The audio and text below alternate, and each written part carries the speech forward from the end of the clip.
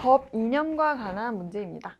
자료를 보게 되면 일정한 상태가 정당한 권리관계와 일치하지 않는다고 하여 오랜 후에 이를 뒤집고 정당한 권리관계를 부활시키는 것은 원래 그 부활하기 전의 상태를 기초로 이미 구축된 사회질서와 법률관계를 근본적으로 뒤집는 결과가 된다.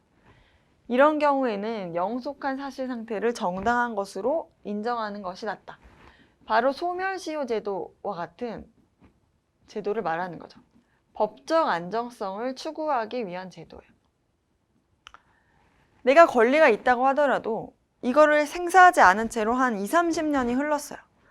그러면 20, 30년 후에 사실 저거 내 건데?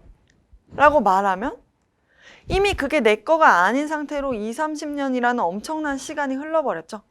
그러면 그때 가서는 원래 내 거였다는 그 주장을 들어주지 않겠다는 거예요. 왜? 그렇게 되면 20, 30년 후에 사실은 이거는 이 사람 거였고 저건 저 사람 거였고 이렇게 뭔가 혼란이 발생하겠죠. 그래서 그런 혼란이 발생하는 것을 막고 사회를 안정적으로 운용해 나가겠다는 뜻에서 이런 소멸시효 같은 제도를 운용하고 있어요. 그래서 가장 적절한 걸 찾아볼게요. 1번, 미성년자가 법률행위를 할 때는 사전에, 미리라는 뜻이죠. 법정 대리인, 엄마 아빠의 허락을 얻도록 한다. 엄마 아빠가 허락해줘야 된다. 이거는 법적 안정성과는 관련이 없어요. 미성년자를 보호하기 위한 제도죠. 2번, 수사기관이 적법한 절차에 따르지 아니하고 수집한 증거는 증거로 할 수 없도록 한다. 이건 적법 절차라고 하는 건데 수사기관이라고 하는 건 경찰이나 검사죠.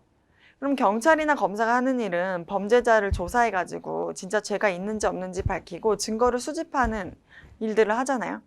그런데 너무 열의에 넘쳐가지고 막 때려요. 너가 했잖아. 막 고문하고 그냥 영장 없이 걔네 집 가서 막 뒤져가지고 샅샅이 뒤져서 뭐라도 찾아내고 그렇게 열의에 넘쳐서 하면 안 된다는 거죠. 왜? 우리는 다 절차를 법에 적어놨어요.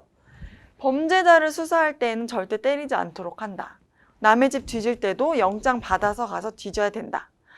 그렇게 다 정해놨기 때문에 이 절차에 따르지 아니하고 수집한 증거, 만약에 그렇게 열정이 넘쳐서 너가 증거를 갖고 왔더라도 우리는 그거를 증거로 받아주지 않을 거야 라고 하는 거죠. 바로 인권보호의 차원에서 이런 적법 절차의 원칙을 운영하고 있어요.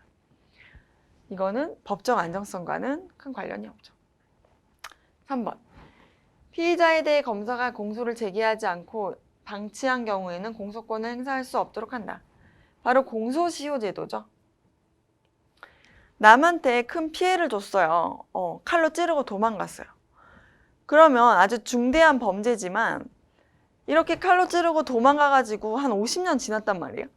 근데 이 할아버지가 된 이 사람을 너 50년 전에 그런 어떤 범죄 저지르셨죠? 지금 와서 감옥 가세요. 그렇게 할 수 없다는 뜻이에요. 이게 바로 이 법적 안정성과 관련된 제도로 맞는 거죠.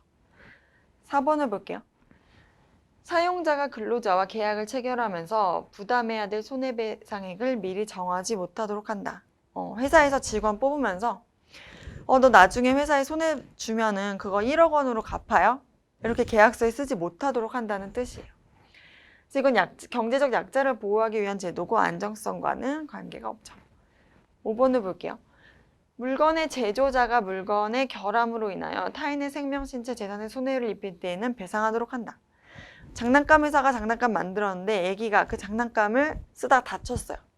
그러면 그 장난감 만든 사람이 이걸 물어줘야 된다는 거예요. 그래서 이것도 안정성과는 관련이 없어요. 그래서 법 이념에 부합하는 제도는 3번이 되겠습니다.